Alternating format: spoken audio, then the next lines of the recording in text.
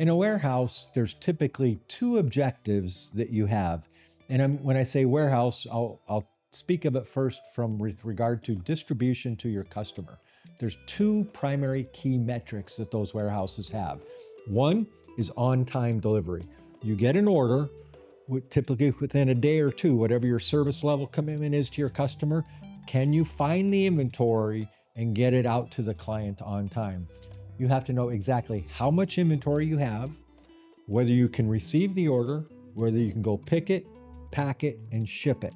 That's really, really important. So on-time delivery is one, and then line fill. Do you have the inventory to be able to do that?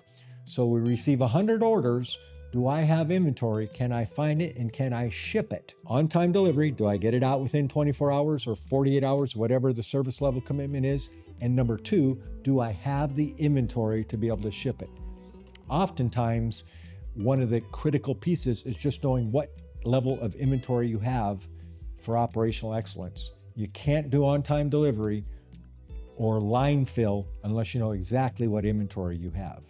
If the system, your perpetual inventory, your warehouse management system doesn't match your actual, usually you have a process broken. We can help fix those processes to improve your business performance. It's really important to get data around that inventory piece. We have a client just within the last month. Inventory exists for a reason, because you want to resell it. You do not have inventory to fill a warehouse because you love buying another warehouse or leasing or paying rent. The only reason you have inventory is because you want to resell it. So it's a fixed asset. The whole concept of just in time. I'd love to bring it in today so I can sell it tomorrow. So forecasting, understanding what we sell, and sales and operations working together to make a better forecast gives us a better opportunity to get line fill and on-time delivery. Having data around that is really important. Let me give that example I mentioned earlier of a client. We learned that in their facility, 70% of their inventory was not sellable. Meaning the whole concept of it is either excess or it was obsolete. When we ran the data around that across their sales forecast, both us and the customer didn't believe it. I said, with our team, have we looked at the data?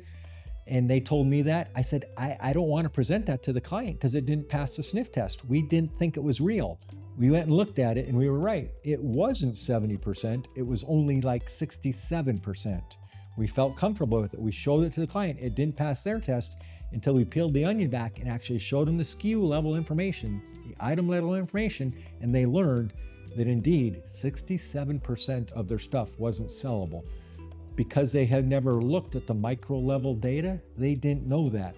We were able to provide that insight combined with our expertise. They're now working at removing a third of that inventory, well, half of the 67%, which is a third of their total inventory.